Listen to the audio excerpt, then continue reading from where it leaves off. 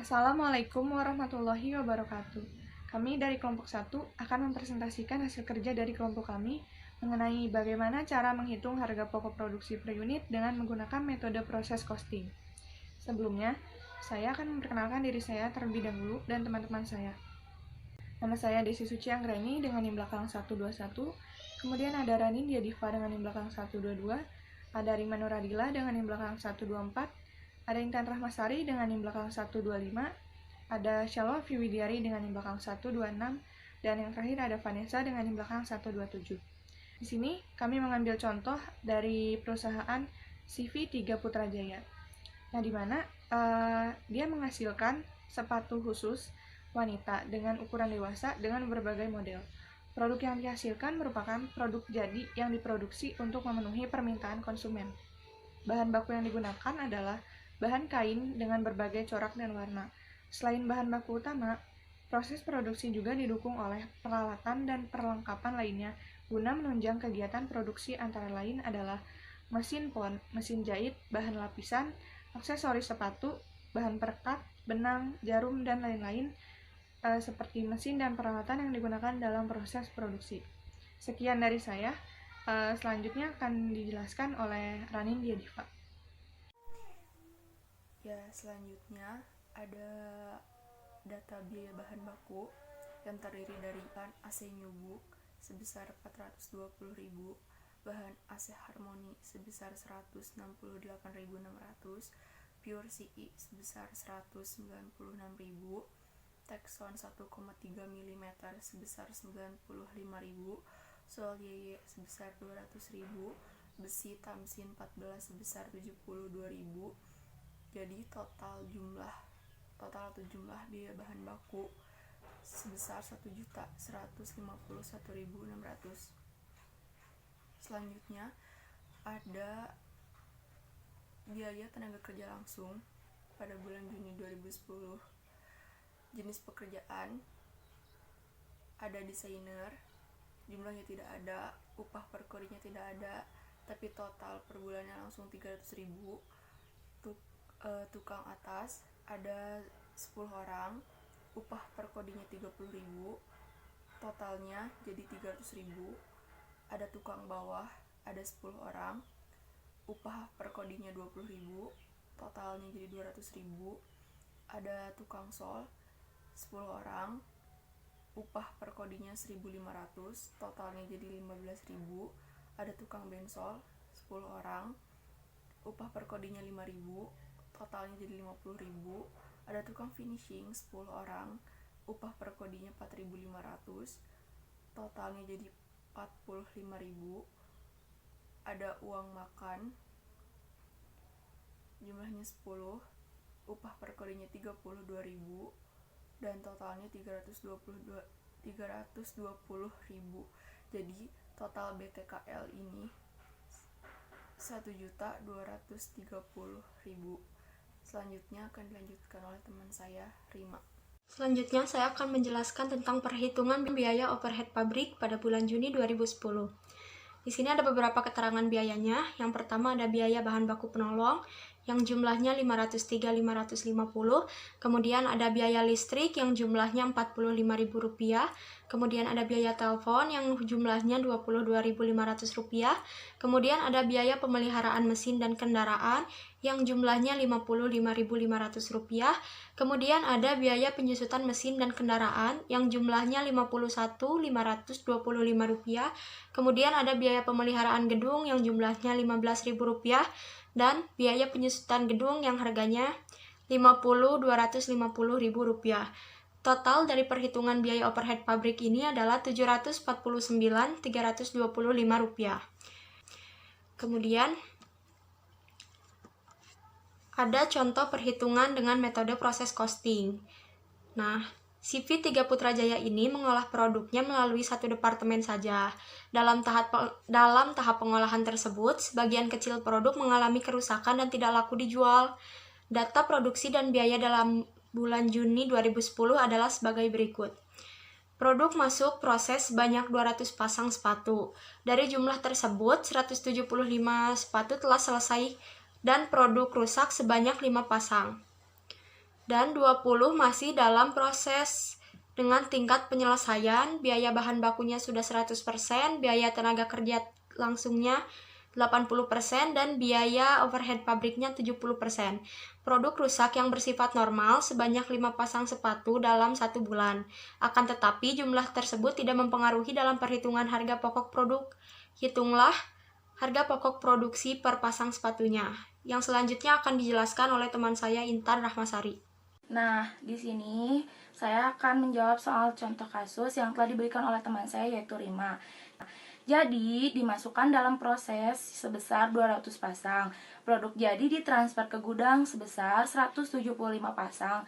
Produk dalam proses akhir 20 pasang, diantaranya biaya bahan baku 100%, biaya tenaga kerja langsung 80%, biaya overhead pabrik 70%.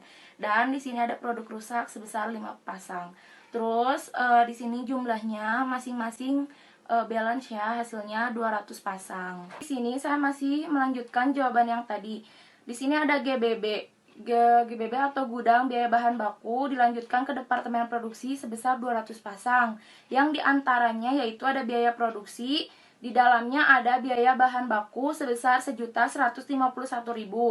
Biaya tenaga kerja sebesar 1.230.000, terus biaya overhead pabriknya sebesar 749.350 rupiah.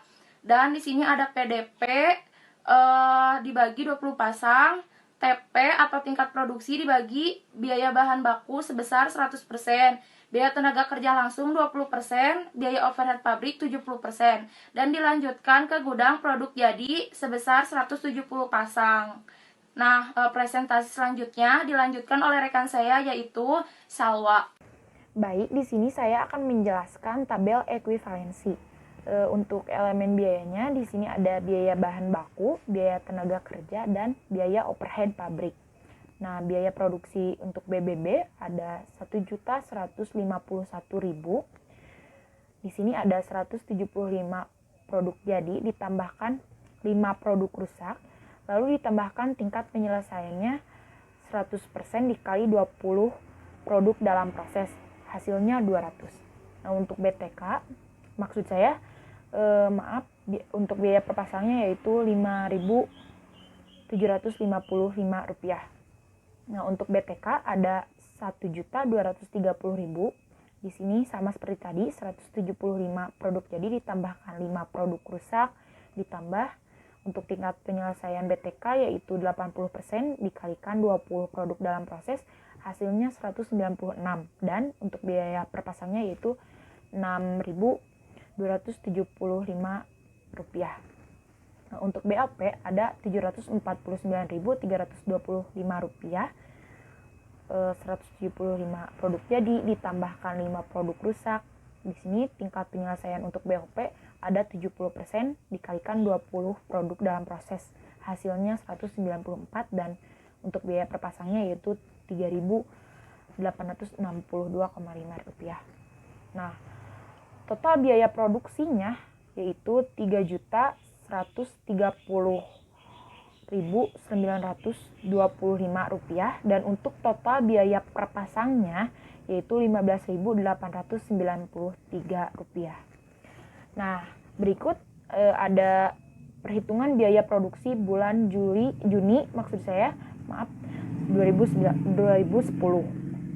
Nah, di sini ada harga pokok produk jadi sama dengan produk jadi ditambah total biaya per pasang yaitu 175 dikali 15.893, hasilnya yaitu Rp2.781.275. Nah, untuk harga pokok produk yang rusak sama dengan produk rusak dikalikan total biaya per pasangnya yaitu 5 dikali 15.893 rupiah, maka hasilnya Rp79.465. Jadi jumlah harga pokok produk jadinya yaitu harga pokok produk jadi dijumlahkan dengan harga pokok produk rusak, jadi Rp2.860.740. Nah, baik, begitu penjelasan dari saya. Selanjutnya akan dijelaskan oleh Vanessa. Terima kasih. Yang terakhir kita akan memasuki ke perhitungan HPPDP 20 unit. Di sini kita memasuki semua elemen biaya 100% untuk biaya bahan baku, 80% untuk BTK serta BOP 70%. Kalian bisa memasuki nilai-nilai tersebut 100% dikali 20 lalu dikali 5.755 itu didapatkan dari hasil biaya per pasang elemen biaya dari setiap masing-masing. Kita jumlahkan semuanya serta totalnya juga kita jumlahkan dan kita bisa menghasilkan HPPDP 20 unit dengan total Rp269.583. Begitupun kita akan menghitung HPP untuk bulan Juni 2010 dengan cara kita jumlahkan semua total perhitungan biaya produksi serta jumlah HPPDP 20 unit. Jadi Rp2.860.740.000 ditambah Rp269.583.000 kita jumlahkan dengan total Rp3.130.323. Karena kita telah menghitung biaya produksi, elemen biaya, serta mengetahui secara rinci tentang biaya bahan baku serta BOP, kita bisa mengetahui HPP per pasang sepatu untuk perusahaan tersebut. Dan kita dapat menghasilkan HPP per pasang sepatunya adalah 15.651,6. Ini diperoleh dari total HPP untuk bulan Juni 2010 Rp3.130.323 dibagi 200 unit. Baik, saya dari perwakilan kelompok 1 mengucapkan terima kasih untuk teman-teman yang telah menelaah video kami. Apabila ada kekurangan maupun kesalahan, kami mohon maaf. Jika kalian tidak mengerti, kalian bisa mengajukan pertanyaan di kolom komentar Classroom. Terima kasih.